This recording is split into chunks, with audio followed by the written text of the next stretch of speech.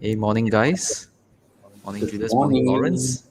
And morning to Hello. all of you guys who are out there joining us on a Saturday morning. It's a very beautiful day. In fact, I think for those who are in Singapore, Hmm. this now sounds a little bit like a weather broadcast now, but it has been raining for quite a bit last night. So, yeah, I think today has been quite good, the weather.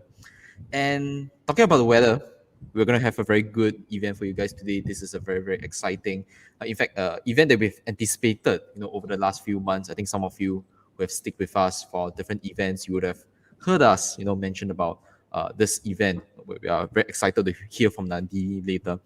But before we go into that, let's start talking about, some of the things, in regards to Big O as well as development space before we go on to our show.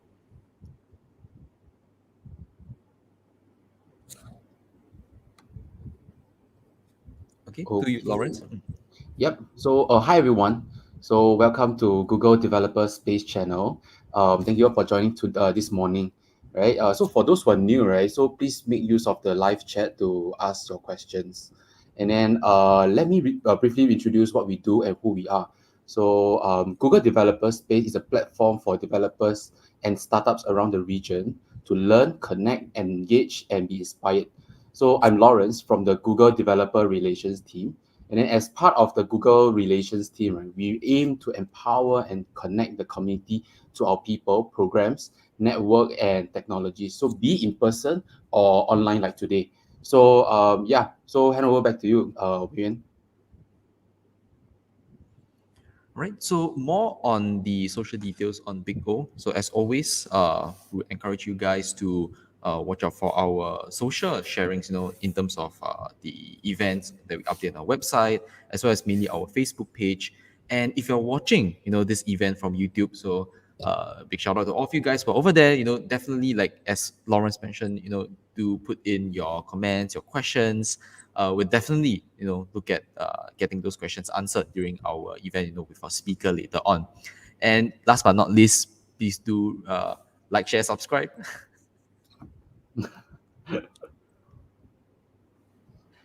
Yep. Please, if you're interested in our events and you like our content, so please follow our channels, our social media channels.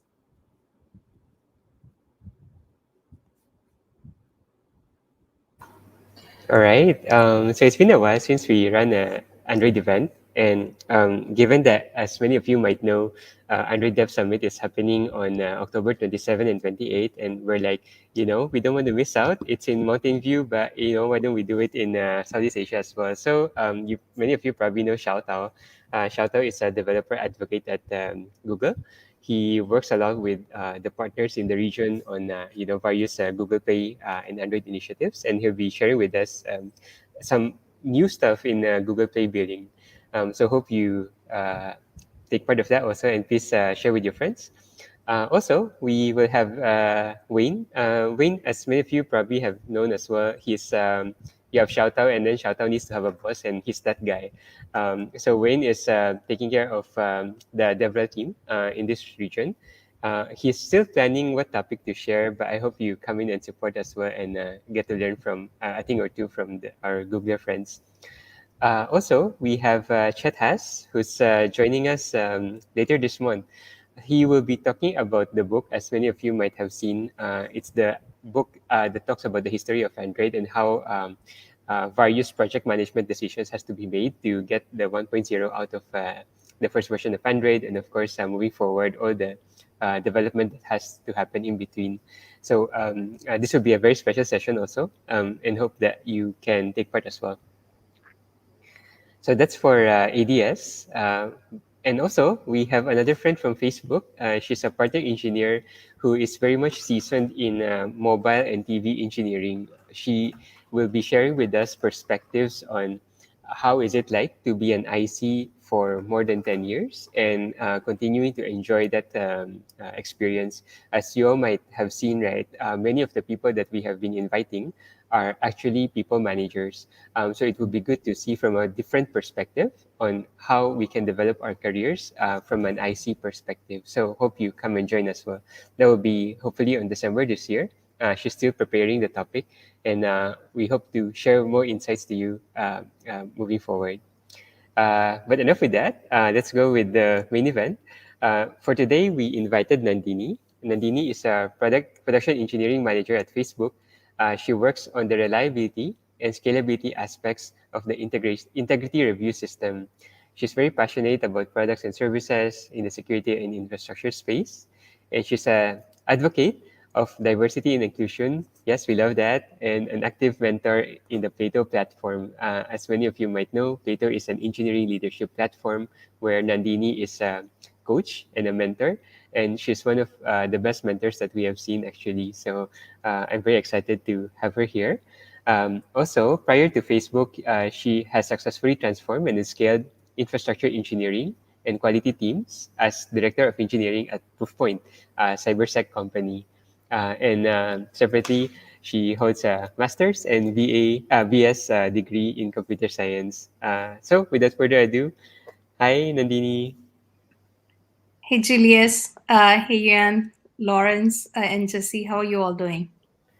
Very, very good. So excited to hear your talk today. Thank you. So, I guess we will hide in the backstage and hand the microphone over to Nandini. All right. Thank you all. Good morning, or good afternoon, or good evening, wherever you are. I see some of the comments. You're joining from various parts of the world. Thank you so much. I'm both honored and humbled to be here presenting this topic to you. Um, First of all, thanks to Julius and all the Big O of an development group for giving me this opportunity to share my experiences and lessons learned with all of you. Uh, Julius approached me a few months ago to speak here, and as I pondered about the possible topics, I came across one of the icebreaker questions at work. What advice would you tell your younger self? And that's when it occurred to me that I should really open it up to all of you who may be in your early or mid career. And if only a few of you can learn from this, my goal here is achieved. So here I am opening up and being vulnerable to all of you. Looking forward to getting feedback from all of you in the comments as well as after the talk. So, in my 20s, I had a particular career progression in mind: software engineer, then manager, then director, and so on, and a level growth every 5 years. That's all I could see as a naive graduate. I'm sure some of you can relate to it. But the reality was quite different. I grew, no doubt, but not in a straight line. There were many, many bumps along the way, some big, like companies going bankrupt, career changes, taking a long maternity break, the global pandemic, and so on. And but even on a smaller time scale, there are even more smaller setbacks that we all face. And I'm sure you do as well. Issues at home, tough projects at work, missed opportunities, or things that we don't feel so good about ourselves. But embracing these ups and downs is part of our learning journey through life. Rather than resisting when things don't work out as planned, uh, we should ask ourselves what we can learn from it and move on. Uh, Having said all that, I'm very grateful for all that we have now, all the basic necessities, and then some. There's nothing to complain about. And so here I am sharing some of the lessons that I wish I had. Somebody had told me back in my when I was in my 20s, and I hope to help all of you adopt a growth mindset in your career and hopefully in life. So, what is growth mindset? Carol Dweck, Dr. Carol Dweck, a famous psychologist, came up with the concept of people having two mindsets: fixed mindset and growth mindset. In the fixed mindset, people believed in their basic qualities like their intelligence or talent. Mostly, they believe that talent alone creates success without effort.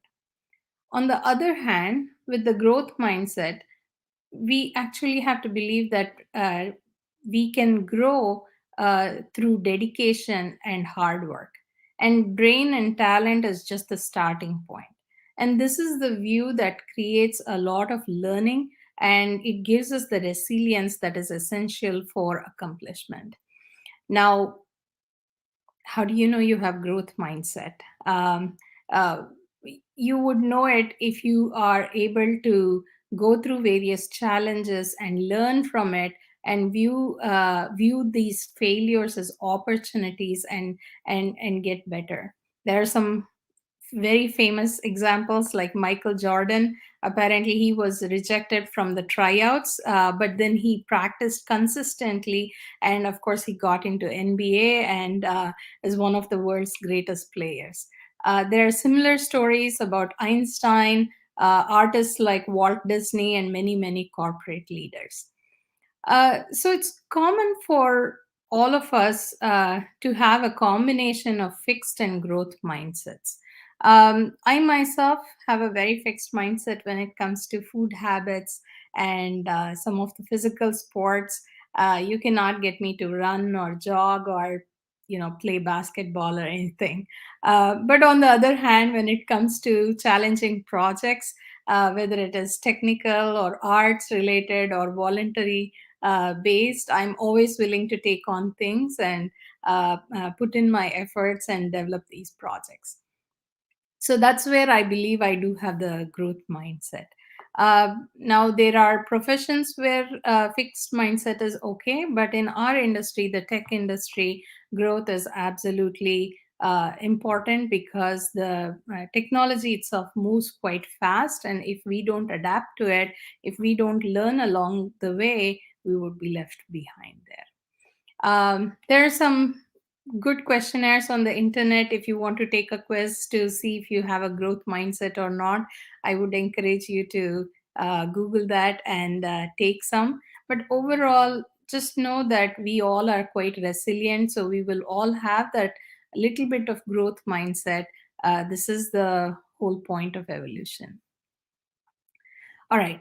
So, in the next 30 minutes, what will we cover? We will cover how we can incorporate some of the growth mindset in these frequent scenarios that we may be looking at. We also want to help you build a network and a support system for us in this journey. But along the way, I would like to have you do some activities as well. So, if you don't mind, grab a pen or paper, or maybe like a mobile device to take some notes. I would love for you to participate, and maybe even put in the comments if you are okay sharing. It's not required, but I would love for you to do these activities and share if you can. All right? Do you have a pen and paper? Yes?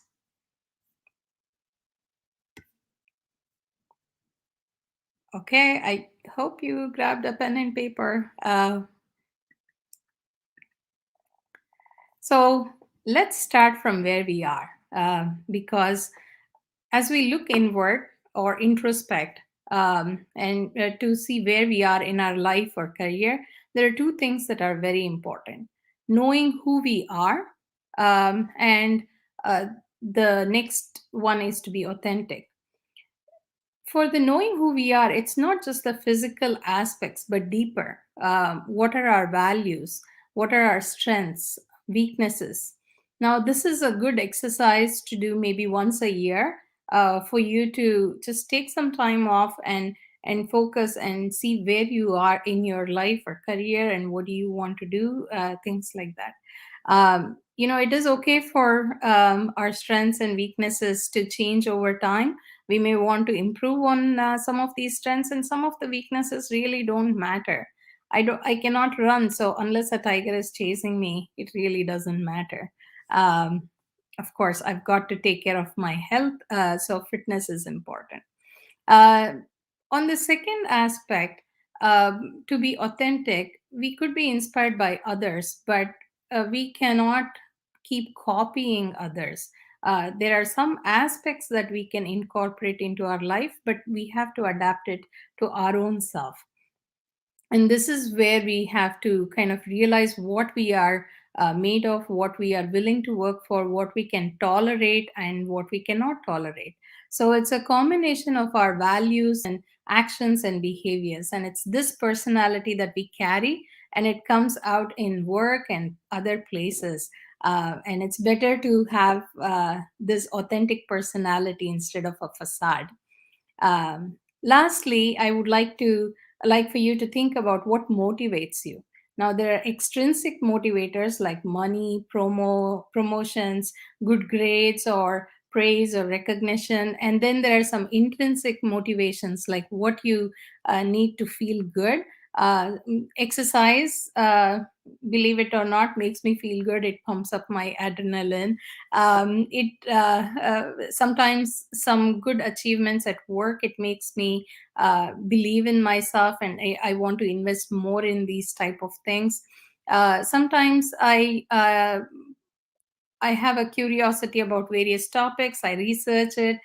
Sometimes when I go traveling, it is very satisfying. So these are some intrinsic motivators. So now let's see about all of you. It's activity time. Whether you have a pen and paper or a device, I hope you're ready.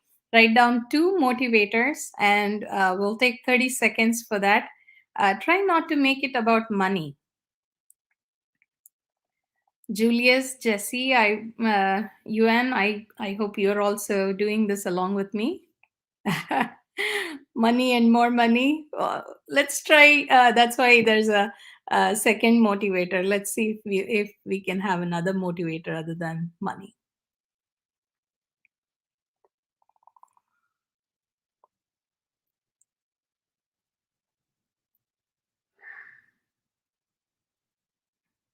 Meaningful work. That's very good.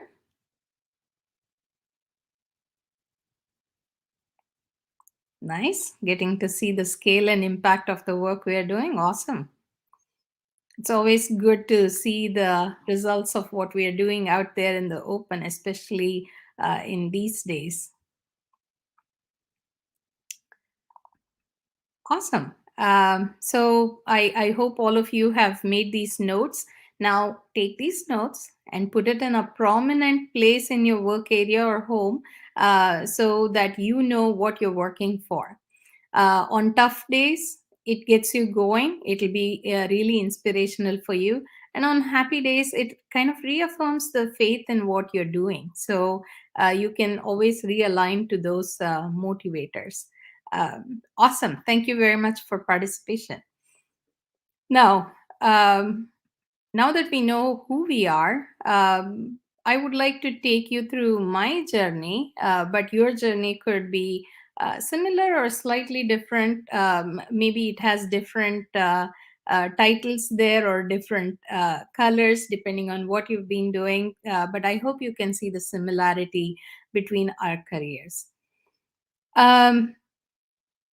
After my master's, I started as a software engineer, and I learned a lot from my mentor, tech leads, and managers. And I became a tech lead, and I was enjoying the Silicon Valley life. But then in 2001, the dot-com bust happened, and the company I was working for went bankrupt. We were working very hard on the next generation of wireless data networking well before its time.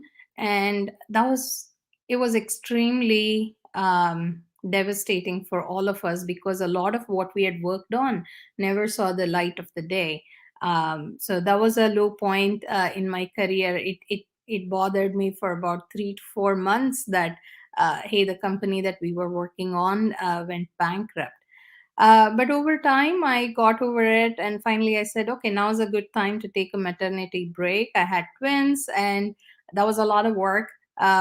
But I enjoyed the time with them for about 3 years, and then I had enough of the nursery rhymes, and I wanted to get back to tech. And that was the getting back to tech was another um, experience for me. It took me 4 months to find a job. The companies did not want to take in a software engineer who was not on hands on for the last 3 years. Even though I could go for a lower level a job, a junior software engineer. I could answer all the interview questions, but they were hesitant to take me on. It was very humbling. I had to strategize. I went to community college, took some programming classes. I networked there, and I met a person who introduced me to her company. And then I joined that company, Proofpoint. I joined as a manual QA engineer, but in 5 years, I turned around the manual QA into an automation first organization, and I had even started a remote team in India. Still, my focus was very much on QA. This is when my manager, Dave Klein, and the VP of engineering, then Wade Chambers, they coached me and mentored me a lot. And I had a aha moment there. um, they help me understand to pivot from QA as a focus to making quality and other aspects of engineering, and how I can solve the various problems like security, reliability, and the continuous improvement, and solve it so that the business itself can move much faster. And that to me was a point of inflection in my career. Since then, 11 years and counting, I've enjoyed forming, supporting, and growing many teams to solve various business problems. And I've truly enjoyed growing various folks around me as their mentor as well, both at work and outside as part of the Plateau Mentoring platform. And I'm grateful for all these folks who have invested in me, and they continue to invest in me. I still have a good relationship with all of my previous mentors as well as my current mentors. Now, changing gears a little bit, I talked about the effect of these leaders in my career. And so I want to impress upon you the importance of these leaders and what they have. Inherently, these folks, they have a growth mindset. And so they love to not just grow themselves, but develop others around them. And that's a place where we will start in our growth mindset journey. Whether you are a tech leader or a people leader, you must be motivated in growth yourself, as well as in learning. And these folks who have this growth mindset, they even in the face of various crises, they actually are calm and they see opportunities to learn, not only for themselves but for their team, and that's how they behave, and that's how they bring themselves. And this is something that's fantastic if you have watched some of your leaders as well. And this is where they would embrace change and help the organization disrupt themselves so that that we can actually continuously improve as an organization. The second part here, the soft or human skills, whether you have a title or not, you will need some of these soft skills to be a leader. Whether it is integrity, communication skills, interpersonal skills, teamwork, conflict resolution, these are all soft skills, but they are essentially making you into a leader, and you will need growth mindset as you inculcate these habits. Last but not the least, there is a multiplicative factor of these leaders. Just like Wade and Dave helped me grow, I'm not the only person who grew with their mentorship. They've grown many people. So this is the multiplicative factor where you go through the 5 different levels of leadership.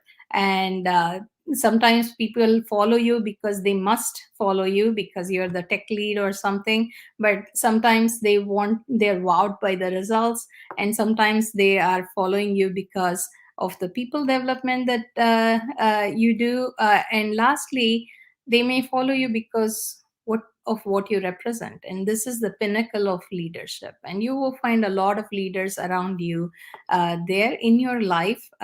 Recognize them, talk to them, observe them, and of course learn from them. um, Moving along, so you might think, Okay, I see some of these leaders, but I don't know them personally. How do I get to know them? Or your goal may be, how do I meet people in a certain segment? Or you may be interested in meeting people who work at a certain type of company, or who work in the public cloud, or whatever areas you want to get into. Where would you meet them? LinkedIn, meetups like Big O of N Development, lunch club, other social places. So, what would you do? You want to have a clear elevator pitch of who you are and you would like to. Yeah, what you would like to meet them, and this is a give and take relationship. So you want to make sure. Oops, you want to make sure that you are genuinely interested in this conversation, and also follow up with them and connect with them often. Uh, those are the aspects of networking there. So as you connect with different types of people, they have different ideas, and with all this internet, you don't have to be limited in your own geographical location as well. So time for our next activity. Ready? So, write names of two people to network with in the next 30 days. It may be somebody right here in the Big O of N development, or it may be somebody that you've been wanting to network with, and uh, you have to put yourself out there. So, let's take about 15 seconds, write names of two people.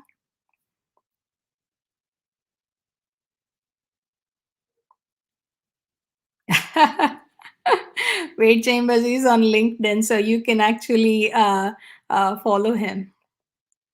He's a fantastic leader. I don't know who Chet is, but sounds like a cool person. I should look him up. Awesome. I hope you all have lists, and I hope you have a to do item to follow up with these folks in the next 30 days. Now, the epitome of resilience is Nelson Mandela. He says, "Do not judge me by my successes, but judge me by how many times I fell down and got back up again." Most of you know that he spent a large amount of his life in that very small jail cell. So it must have taken him a lot, despite going through all of that, to still fight for the apartheid and all the stuff that he believed in. So, this is where it is very important for us to understand what is resilience. It's about there are many places where we will fall down, we will stumble, we will have failures, but it is in the rising up again and trying again. That is the true journey, and that will lead us to success. It may not be where we want to be, but it will help us grow in the long run. Uh, as I said, with COVID itself, there are so many different challenges, and how can we adapt to it? And how can we make sure that it's not just us, but the people around us, or the people near and dear us? How can we help them adapt? And how can we transform because of it? If you can remember, Zoom was a small company. Well, it was not so small, but during this pandemic, it just grew because they knew how to connect people and get them closer together. And so are many other companies like that. So making the best out of the situation is important, and that exhibits resilience. I myself make more healthier meals now, and I get more steps tracked on my Fitbit these days, and that's how I'm making the most out of all of this work from home. I hope you all have adapted somehow in these pandemic times, and I'm looking forward to hearing about some of these things. Sometimes it's important to go slow in the short term to cover a lot more mileage in the long run, and this will help us avoid burnout. And this is where it's important to distinguish between the journey and the goal. You have to make the most out of the journey and enjoy it as you go along. And this is something I still struggle with, and I'm working on it. There are days where I get frustrated saying, I really wanted to hit that goal, but And I do have to remind myself to enjoy the journey. And then there are times where we have self doubt, like last night. And am I even capable of doing this? And what do I do? But these are the times where we have to rely on our support system. Uh, there is this concept called imposter syndrome, and a lot of us go through that, where you're engulfed by self-doubt and you just freeze or you withdraw into your shell. This is where you need your support system. It could be your husband, wife, significant other, or your parents. Don't rule out your kids. They're quite observant. They can probably tell you things more candidly than anybody else can. Uh, but overall, these are the folks that will help you and fill you with strength. And sometimes they are brutally honest with you, and that might just be the thing that you need at that point in time. But at work, you will have different types of support system. You may have colleagues. Some will be true partners in your initiative where you have shared success. Some may be like mentors who have already gone through this journey, and they'll help you say, you know what, this is what is going to go through, just like I'm leading you through some of them. And some may be true allies who can help you and support you in meetings. I myself truly learned how to ask for help and ask for allies just earlier this year. I didn't even know how to ask for help. And these are some of the things that you have to build these. It's uncomfortable, but you have to build these ways to ask for help when you need it. And this is something that you must have for your growth mindset. Again, I'm fortunate to have had an excellent set of mentors. I talked to you about some of them before, and I still have an amazing set of partners at work. And this is something that I wish on all of you, but it won't just happen because you would have to build these connections. All right, another activity time. Time to write down an area where you would like a mentor. Let's take 20 seconds for that. This doesn't always need to be in a career related work. Want a mentor who will help me lead without being an expert? Nice. Yeah.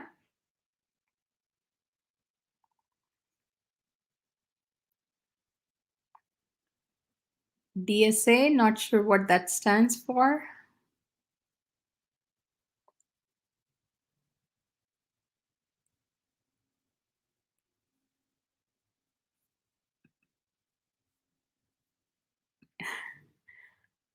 All right. I hope that you've all noted down some areas where you want a mentor, because you'll have to go back to those people that you wanted to network with and see if one of them are willing to mentor you through this. So, connecting all of these activities together. Now, last but not the least, how do you bring it all together? We all have only 24 hours in a day. But how can some folks be so productive while some of us just have enough trouble just getting through the one aspect of our work? How do people manage work and life? Is it perfect? No. I used to think that, oh, I have to have work life balance as my kids were growing up. I wish I'd read this book when my kids were younger. Just recently, I read this book from Shelley Archambault. It's called Unapologetically Ambitious.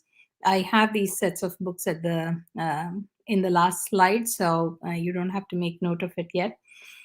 It's a very inspiring book. Shelley is Silicon Valley's first female African American CEO, and she talks about various things in her book, but one of them being work life balance, and she calls it an unattainable myth because she says it always makes us feel guilty because our life isn't always balanced between work and home. You cannot spend like 50% at work, 50% at home. It just doesn't work that way. Instead, she says optimize our lives and make the intentional moves and deliberate choices. And this is something that was very important that I recently had to put in practice. And this is where you incorporate the things more than work, your whole life, your the longevity of life, as well as what is happening in the present. This is where you have to absolutely prioritize self-care, whether you believe in meditation or a spa or time away with your friends, or just a weekly hangout, and this could be one of them too. But the other aspect is, think about your longevity of life. Usually people have 30, 40 years of a career, but our life span is much longer than that. So what do you want to do before you die? Here in America, they call it a bucket list. I have a bucket list of places that I want to visit. Some of you may want to go climb mountains or go scuba diving, whatever it is. Make sure that it is part of your um, uh, work life, and you don't want to wait until you retire to do all of those things. So I would highly encourage that you integrate work and life together. All right, the last activity, write down one area apart from work that you want to prioritize. All the hints are there in this screen, but it could be something different too.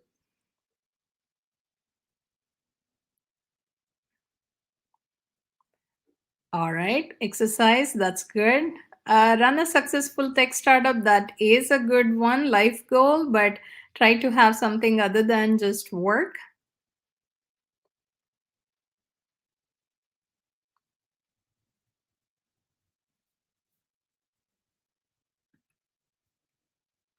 Wait for 10 more seconds.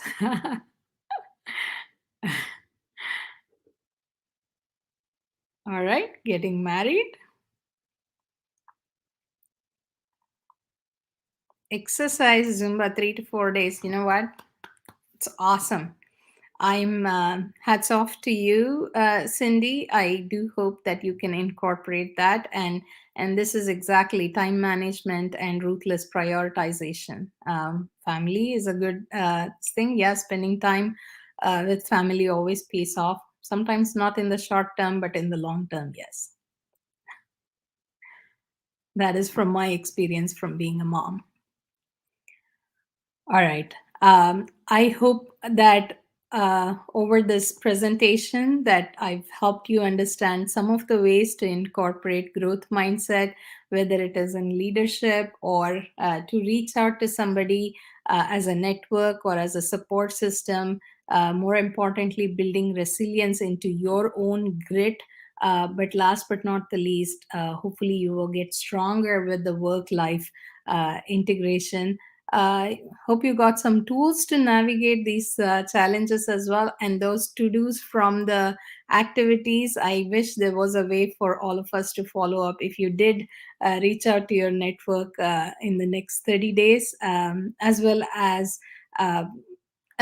you know, try to incorporating that life goal and the motivators and bring it all together, because this is us, this is one life as we live it. Let's make it a journey, let's make it a pleasant journey, even though there are lots of ups and downs. We've got to embrace the growth mindset. So that's my talk, and here are some of my favorite books that that I love. And I love reading these books over and over again, because at every different stage of my life, the same books have given me different perspectives. And there are other books also, but these are some of my go-to's as I read them. Cool. Q&A. I'm here, and I can answer to the best of my knowledge, but I hope that others can also chime in as well in the comments.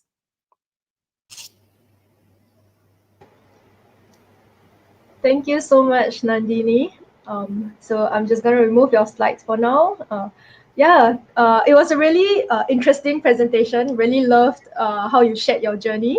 And I think it was really interesting, like you had the maternity break and then you shared about how you were trying to get back after that.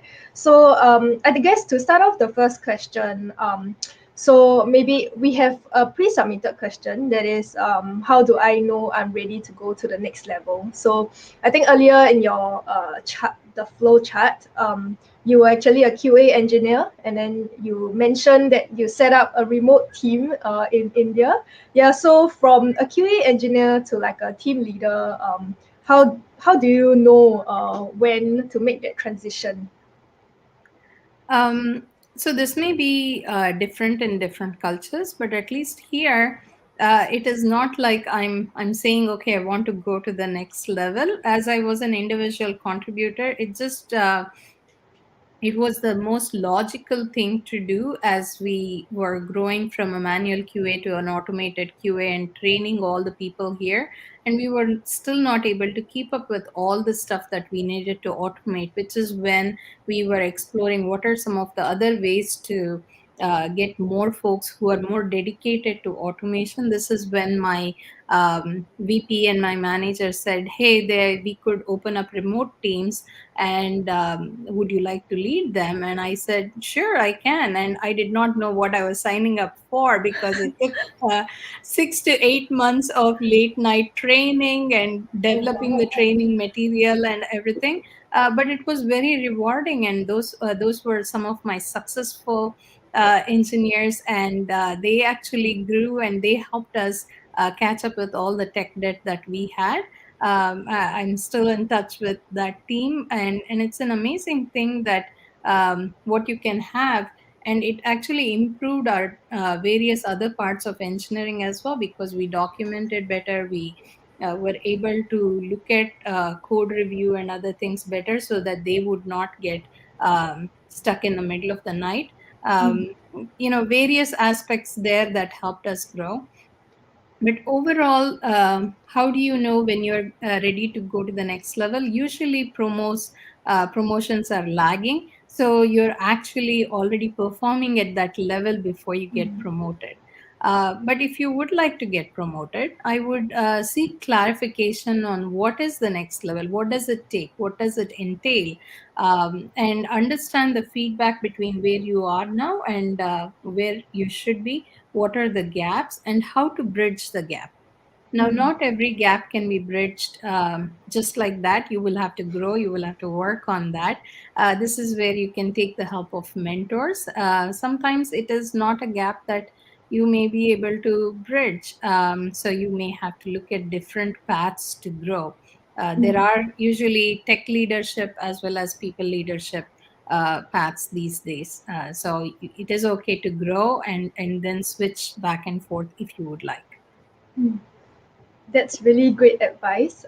So earlier you also mentioned that it was your manager who actually approached you to ask whether you would actually like to lead the team.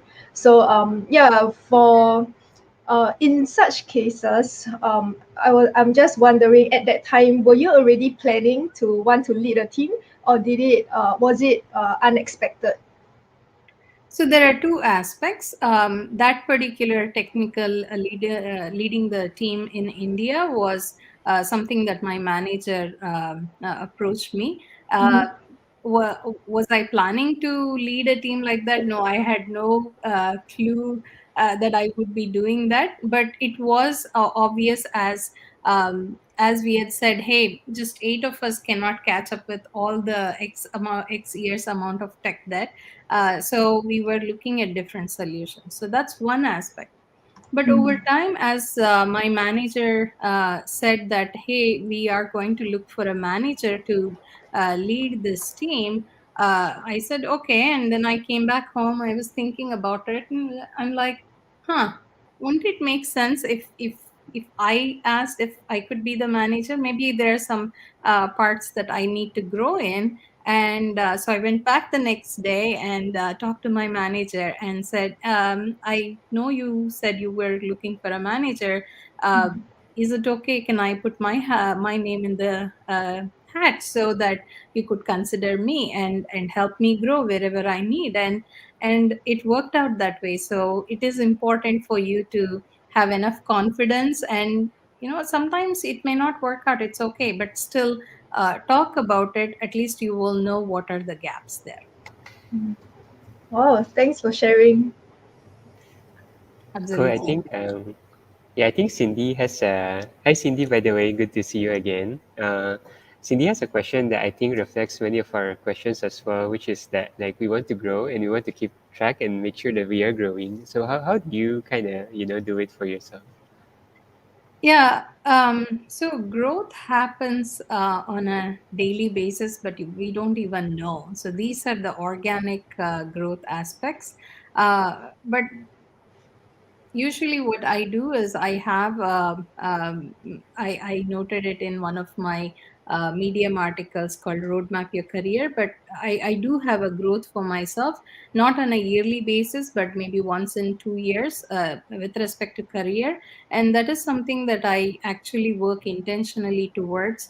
I make it known to my manager and to my partners and mentors, not just at work but also outside. I'm still in touch with Wade and a few of my other previous managers. They've been very helpful, great sounding boards. And sometimes they help me understand why I may be thinking it the wrong way, and that's okay too. So these are the objective feedback that I do take in on my career goals. But then I work towards it.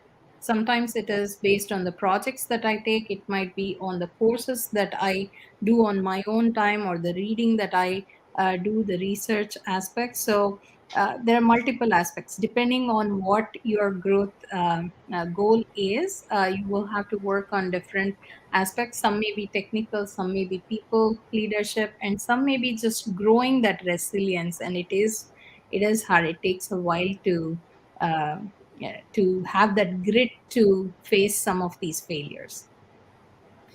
Yeah, thank you so much. I think also Cindy has asked another question, which is quite relevant. Earlier today, she asked, there was you did mention that you had a fixed mindset before, then you moved to a growth mindset. So how was the turning point like? I don't think there's one particular point in time that I realized I need to grow, but uh, I'll take an example. Probably if my mom is watching this or my aunt is watching this, they'll probably remember. I hated history tests because I could not memorize the dates for my life. And I would always score low there. And it would bother me because all the other subjects were good and my history test scores were low. So I remember that I used to have that fixed mindset because I never got over myself to actually figure out a way to learn history. So that's from my childhood days.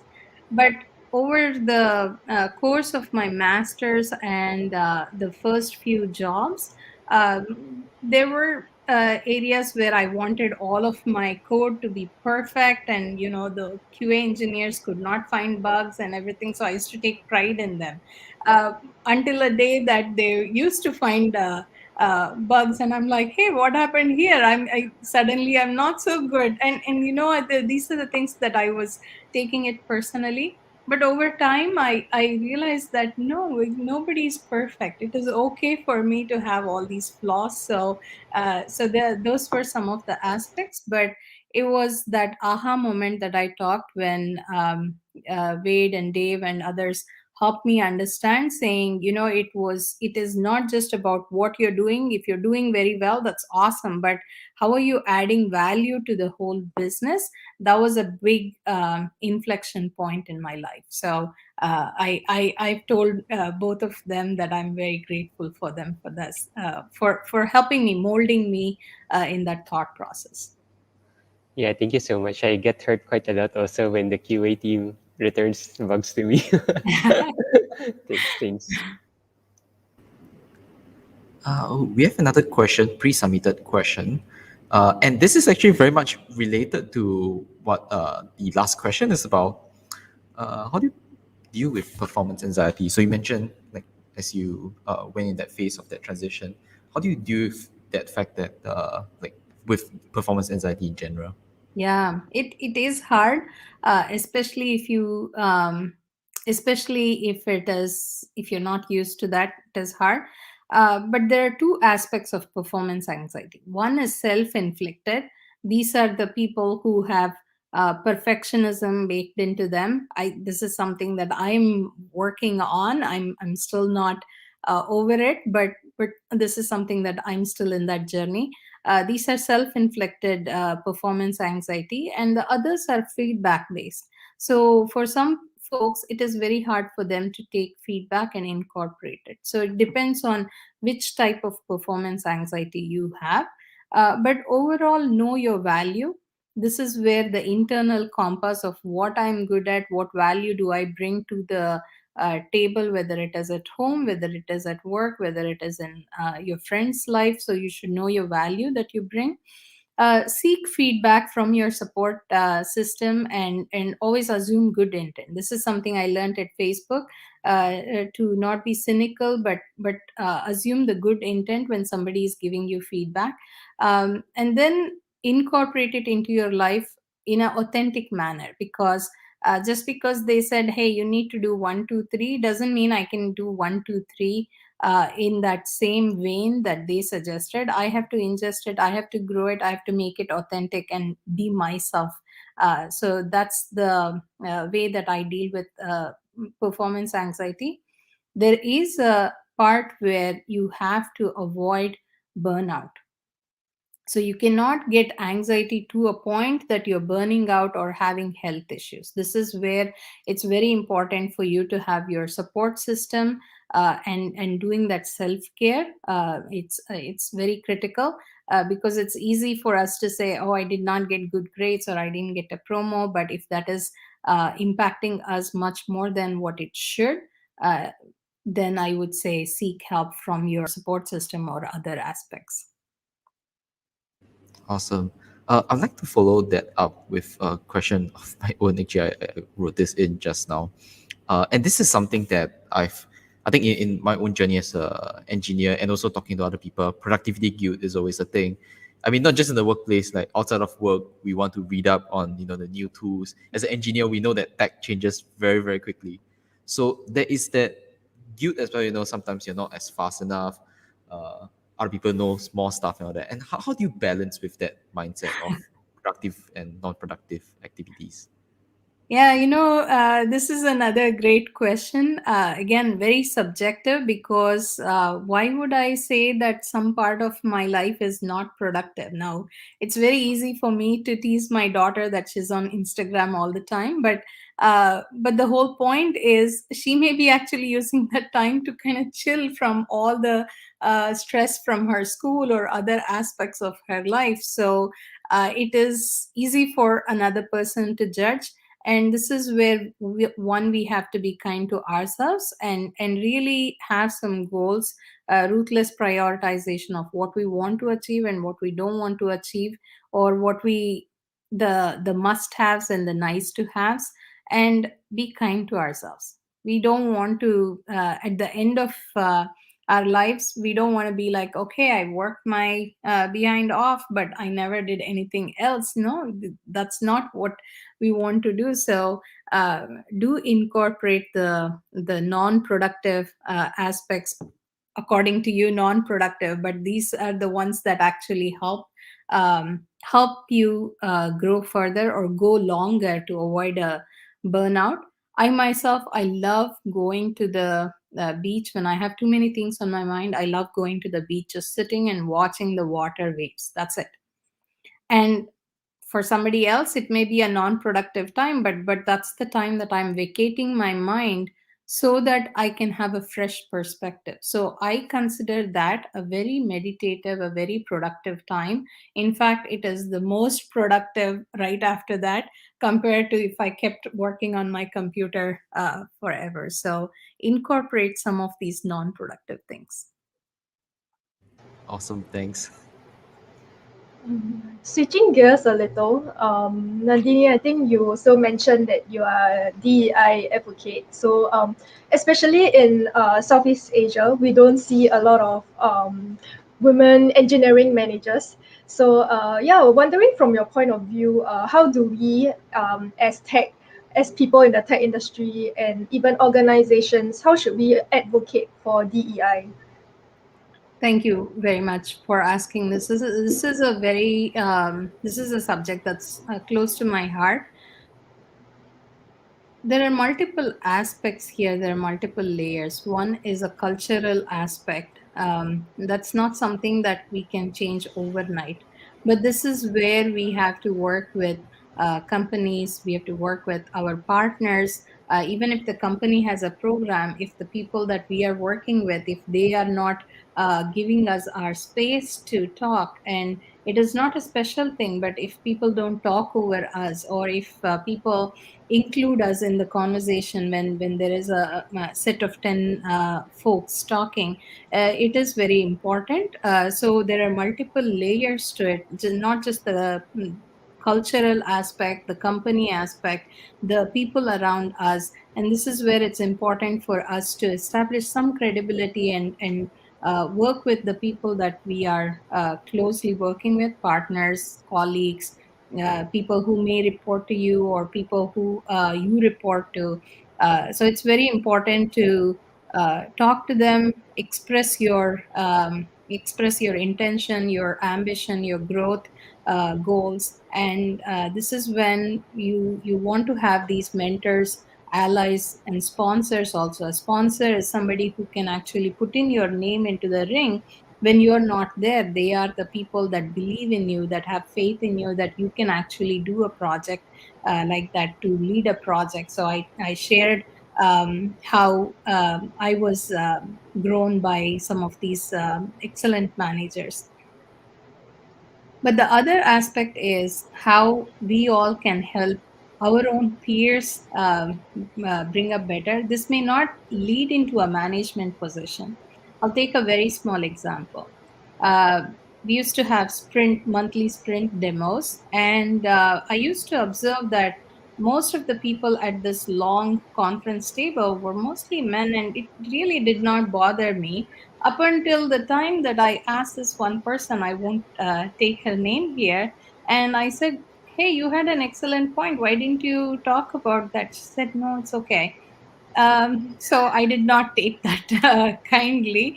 So I worked with her. I pushed her, and then the next time she actually spoke up in the meeting, I'm like, okay, that's good. And then I started looking around in that table. I was maybe like one or two women at the table, and 80-90% are men. And that's when I said, no, no, no, this cannot happen. So I specifically went and talked to each of the women engineers to say, okay, get 2 minutes ahead into that sprint demo. I want some of you at least at the table. And they said, why? It's okay. We can sit in the back. It's the same demo. Yes, you can, but you have to show up. You have to show up not for yourself, but for the other people in your community. And so, whether you're a woman, whether you're any other part of underrepresented minorities, you have to show up not for yourself, but for the others. Because if you don't show up, the other person may not show up. So it is okay to push each other. And men in the room, it is okay for you to have another underrepresented person saying, no, you come sit next to me. Let's go through this together, because you never know what is the experience they are going through. So you have to build this organically, as well as in the cultural and company parts that I talked about. Wow, I really love what you shared about how when you take the stage, for example, you're also showing other people, you're being an example to the rest. Yeah, I think even for ourselves, a lot of times when we organize events and we call for speakers, we find that it's the men who nominate themselves, but we actually have to go to the women and invite them to the table. Yeah, but that's really great advice. Thank you so much for sharing. Thank you very much.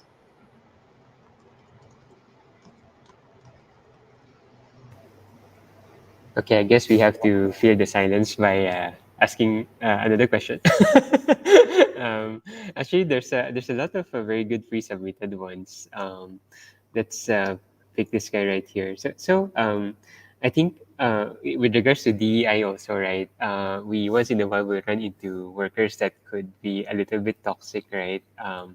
And sometimes it can get difficult when the power play in the company prevents you from actually taking actions. So have you run into it, and how do you kind of deal with it? Yeah, it is a hard thing, especially because they're already branded as horrible or toxic. It is a hard thing.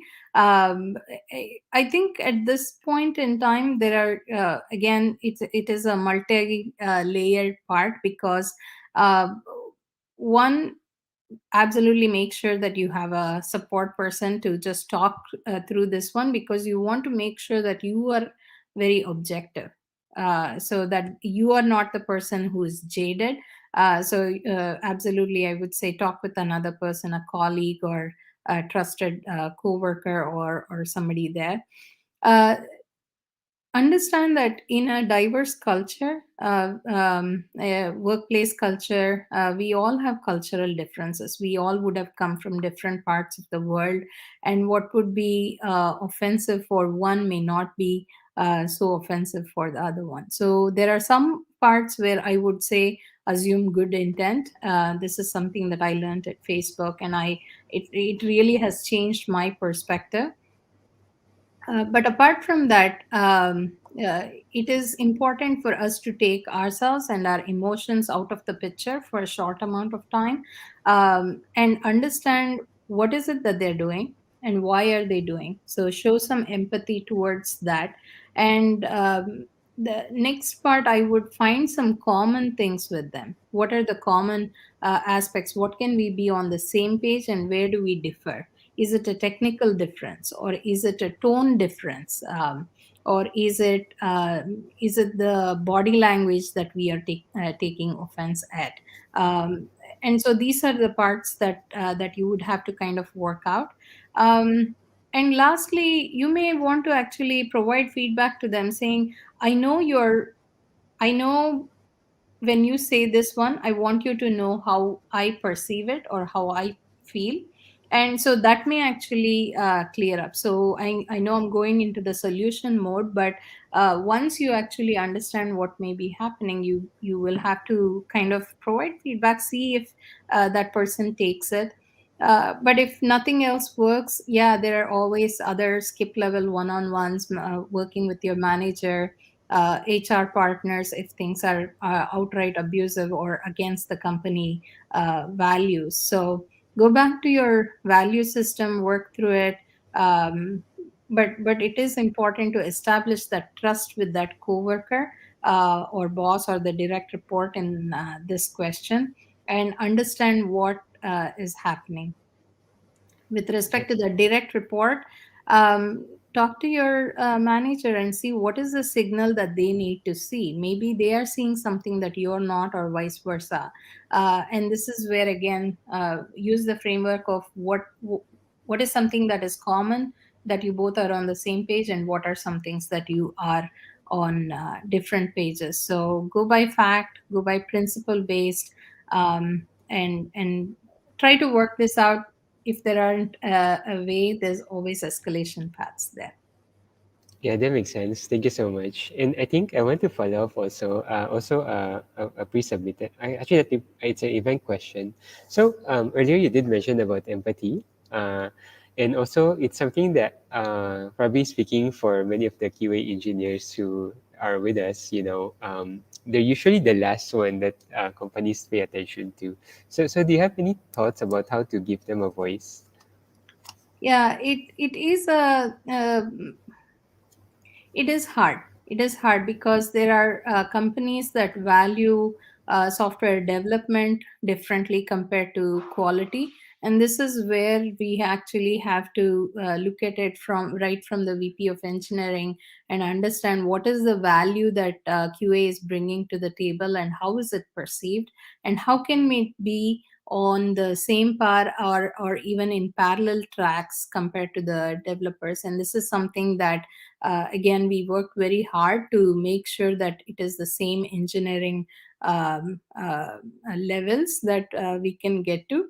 it did not happen overnight. It took some time, and this is where the leaders, the QA leaders, the quality leaders, as well as other your partners on the software engineering, the engineering leaders, have to work together, work it out, and truly improve the organization as a whole. So this is not a easy thing that I can just talk in this one, because there's a lot of layers of leadership and a longer path to getting them on the same level. Yeah, thank you so much. Okay, we have another question from the audience. So, again from Cindy. So, I'm just going to put this context first in terms of job seeking aspect. So, this is the actual part of the question where she's asking, like between your current yourself and when you were starting on your journey, in terms of looking for a job opportunity, what would you have advised your younger self to have done differently? Yeah, and that was the whole crux of this whole presentation. So, but if there are a few things that I have to tell myself, a younger person, is this more on the tech part or just whole this thing? Uh, Yeah, I believe on the tech part, but I think she's also probably also asking more job about seeking. Yeah, finding a job. Yeah. yeah, I think I would do more networking. I did not do networking because I was a morbidly shy person when I was a child. So just for me to do this much, there has been a lot of coaching and teaching from my family members, as well as my teachers in my elementary school. So I would do a lot more networking. At this point in time, if I were to do the job seeking, or if I were to start out in tech, I probably would do a little bit more intentional coursework, as opposed to the generic coursework that was the norm back when I was doing my engineering days. uh, Last but not the least, internships. I cannot emphasize enough when I look at the interns and what they do at Facebook or even in my prior job. Hey, I would have loved to get even one of those internships as I was a student. But after that, it is more of the other soft skills also. It is not just the technical skills that you bring to the table, it's also the non-technical skills. I love those answers. I think like internships, maybe if I also can just throw in a little bit, like I think as an observer in the industry, I realized that for uh, students in the universities like coming out, I think nowadays it's a lot more common for them to also have multiple different internships. Perhaps you have one at a big company, one with a small company, a startup, and I think it's the more conventional like journey in the past is you just take like maybe just one internship in an entire university career. But nowadays it's a lot more encouraged so that you gain more experience. So I definitely agree with that. And Yeah. networking, I think that's also something that I think is very important. Follow up question for this: would you? Uh, so I guess this is also kind of a similar question, but would you give the same advice for a fresh grad, or would you give maybe even more? Like what else do you think a fresh grad would do? I think, in addition to what I gave, I think it would be good for the fresh grads to kind of incorporate some of the conferences and professional groups, and do some of these technical aspects, but don't ignore the non-technical aspects. For me as an engineer, I thought, oh, I would never need to write long essays like I used to as a kid in my English class. Wrong, wrong. I could not be more wrong. So it is much harder for me to write some of these posts or the other well thought out articles, but I have to work hard towards it. So develop your non technical skills as well. And some amount of business perspective is actually very good. Coding is always awesome, but business perspective is also very good, because you have to bring the value to the company. It's not just the code. So those aspects. And I would say, don't be a language fanatic. Use the right tool for the right problem set. I've heard so many people saying, oh, I want to use only Python. No, it's just a language. Use the right tool for the right problem set. It used to be Java back then, but I think the language wars are a thing of the past.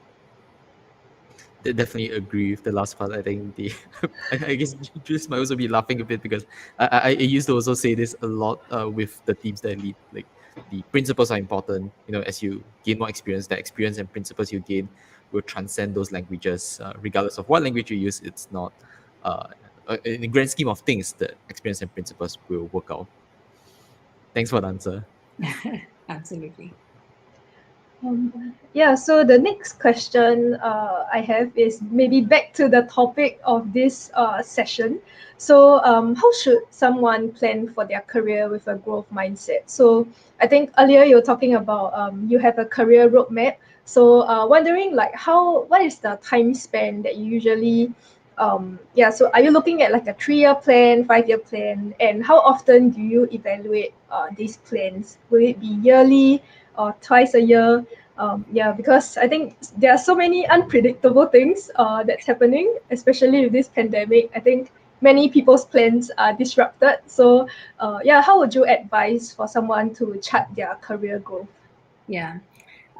First thing, whatever I say, the first thing should be adaptability, because if whatever we plan, sometimes it may go according to plan, and sometimes it could be very different. It couldn't be more different.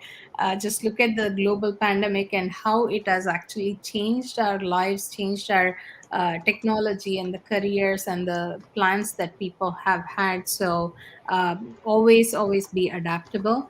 I see that Ed Chill here says use a goal management tracking system like OKR. That's not a bad aspect there. But these are the parts that it has to be very intrinsic. What do you want to achieve, and what do you need? You have to do some research, whether it's on your own or talking to mentors or talking to other people who have done that, even if you have to contact them on LinkedIn or other places saying, hey, how did you get to this place? I myself did some of this research with some of the uh, folks in security, that I wanted to grow into security. So I actually worked with some of the security folks at Proofpoint, as well as other companies. I talked to them, and eventually, when I saw what they do on a day to day basis, that was not something I wanted. So, those are the things that you have to do research. What my passion, what my calling was very different, even though I still love the security aspect of it. But that's not what I wanted to do day in, day out. But the other aspects is apart from your own research, mentors and other folks, take courses, see if you like that topic. And there are so many places where you can just, for any technology, you can just spin up a AWS or GCP instance and work on it and see if you really like that aspect. And for non-technical stuff, there are some companies where they do rotational program. You could try that. There are opportunities that you could talk to your manager saying, hey, I want to try this part, can you help me, can you give me an opportunity? And there could be some opportunities there. But for other leadership, there are so many organizations in the world that you could contribute online or in person, various types of leadership parts, voluntary organizations. Yeah, I really like the advice of talking to people to find out what they do, because I think sometimes we have an idealized version. This is the job I want, and when you start doing it, it's like maybe not. True, true, true. Yeah. Yeah. And last but not the least, talk to your mentors, people who know you, and they'll probably say if that plan is actually good, or um yeah, you think that, but it's really not you. And that's advice that I got in the last 2 years from my mentors, and I really appreciate it because they know me so much, and they were candid enough to help me understand that. I think since we're on the topic of mentors, right? I'm quite interested also. Like, where did you find your mentors? How did you ask them, and how did you maintain relationship with them? Um, I honestly did not know this concept of mentors um, uh, until at work. I just the tech lead was my mentor on the technical aspect, so I thought that was it. But until Dave and Wade actually played such a big part of it, and even after that, I had not known about the term mentor. But over time, when I saw how they helped me grow and the impact that I had, that's when I realized they were my mentors. So it was. I'm extremely fortunate that that they were able to invest in me. But after that, I started seeking out for certain topics. I used to talk to different folks. Even after Wade left Proofpoint, I used to talk to him every now and then. And over time, even at Facebook or outside Facebook, I actually, depending on the topic, I contact people and I say, hey, these are the types of problems I have, or these are my goals. Would you mind sharing your experience? And some are very good, very generous with their time, and others have not even responded, and that's okay because they could probably not be responding to all the people that are cold calling them, so I would not blame them. So finding mentors, it is hard. Sometimes it clicks, sometimes it doesn't. Some mentors are there for certain parts of your life, or they may be able to help you with one topic but not the rest. So those are the ways that I have found my mentors. um, I've actually realized that sometimes some of my family members have always been my mentors. I just never realized that, and I never gave them that credit there. With respect to allies, this is a relationship that you have to build, that you have to connect.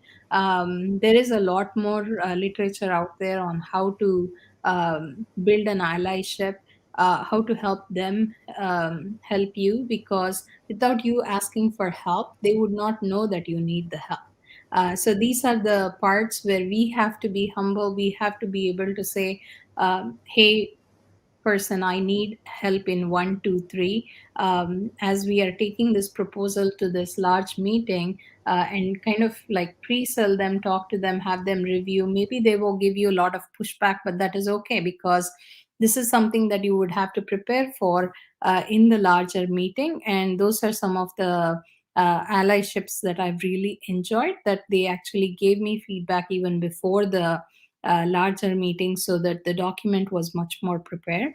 Um, Last but not the least, some things work out, some things don't. It is okay. So it is a little bit of uh, by numbers. So you would have to actually contact quite a few people before some of them will become your mentors, some of them will become your allies. But no matter what, you have to work at it. You have to keep building those relationships. Yeah, thank you so much, Nandini. And I think if I may add, I was very surprised that you did mention Wade Chambers, because when I was starting off as an engineering manager, his videos were actually the ones that actually helped me kind of go through the weeds. So it was a talk from SFELC, San Francisco Engineering Leadership Community, with Jerry Lee and the rest. So that was quite a surprise that I hear his name once again. So thank you so. It's a small world. It is, and I'll let him know. He's an amazing guy. Yeah, thank you. Nandini, I'm curious to know more in terms of so with this question. So besides, okay, for that interpersonal growth, right, directly from a person that's mentoring you, is there any alternatives that you would suggest besides mentors? Let's say for maybe for students who may not have the opportunity to meet someone in the workplace yet.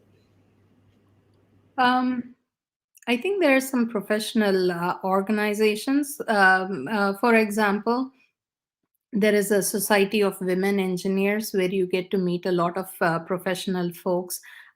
folks who come and talk to your in your colleges or universities from the industry. There are these aspects, the Grace Hopper and other aspects. They have a large industry outreach as well as the university outreach.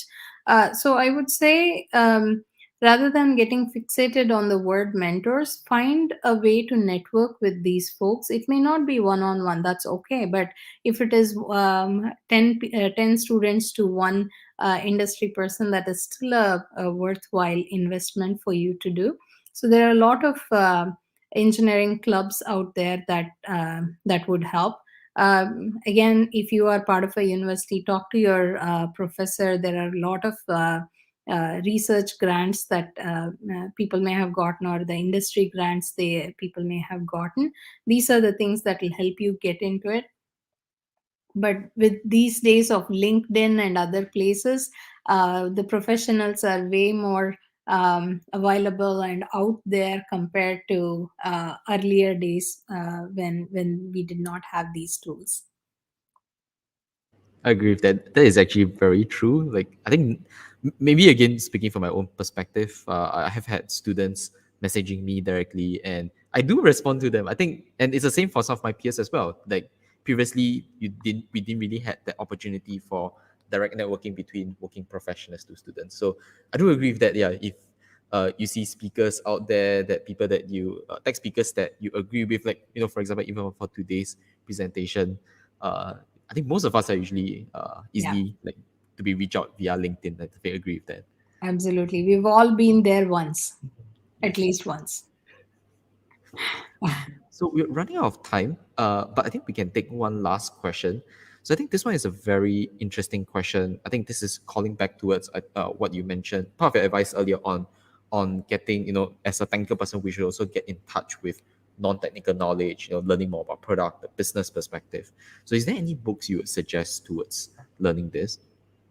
I think there isn't just one book, but there are multiple aspects of different books that I end up taking. Some of the best books that I used to read was Good to Great, and a lot of the John Maxwell type of books. Overall, those have been very good for me.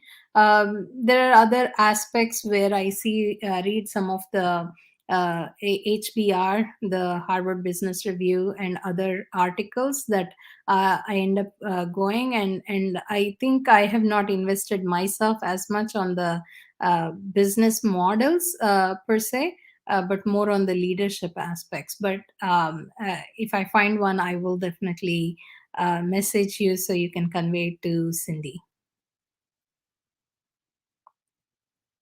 Awesome, thanks. So yeah, I think that's all the time we have today in regards to the event, and just want to say a big thanks to Nandini for joining us today. Sharing with us your experiences, taking our questions patiently. Answering all our different queries, and I'm sure the audience, as well as ourselves, have picked up a lot of new knowledge from this. So once again, thank you very much for joining us today. Thank you very much. I appreciate all of your cooperation as well as the audience's participation. Thank you so much. Cool, thank you. Thank And you. this is the part where we talk about upcoming advertisements. So again, we would love if you can join us for Android Dev Summit. We will have a shout out from Google, who's a developer advocate, and he's going to talk about what's new in Google Play billing. It's good to make money, I guess. Part of the growth mindset is to grow our pockets also. So hopefully you all can join us. Likewise, we will have the supreme leader in at least a DevRel in Southeast Asia. We have Wayne, who's going to join us as well. He's still coming up with a topic, and hopefully you can join us as well. Uh, After that, the next day we will have Chet Has from also DevRel, and now he moved back to do Android graphics, which is I think one of the early stuff that he has been working on.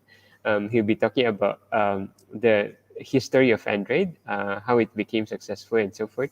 I think this is a very good opportunity for us to learn how to build good software products. And I hope you can take part of this event as well. Right after that, we will have Bi from Facebook, who will be sharing with us how is it like to spend your entire career being an IC and actually enjoying it.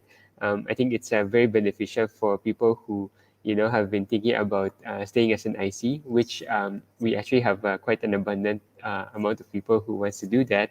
It can get slowly discouraging, as I think what Nandini mentioned also earlier today, whereby kind of moving towards a people management path have certain benefits, but also if you're not the type of person who actually enjoys that, you can actually do much better as an IC. So this would be a very interesting talk as well. Uh, yeah, I guess that's pretty much it for the day. Thank you so much, everyone. And we hope to see you again in our next event. Have a good day. Bye bye.